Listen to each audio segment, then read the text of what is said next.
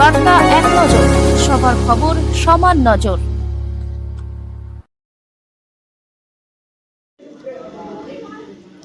পুজো মণ্ডপ উদ্বোধন করলেন অভিনেতা দীপক অধিকারী ওরফে দেব। হুগলি জেলার সদর শহর চুঁচুড়ার বেশ কিছু বিগ বাজেটের পুজো হয়, তার মধ্যে এটি হলো চুঁচুড়া পেয়ারা বাগান উদয় সংঘের দুর্গাপুজো। এই পুজো এবছর ৭৫তম বর্ষে পদার্পণ করেছে।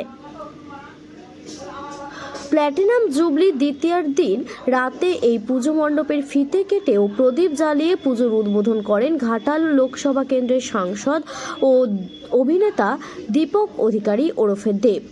আর দেবকে দেখতে এলাকার মানুষের উৎসাহ ছিল চোখে পড়ার মতো।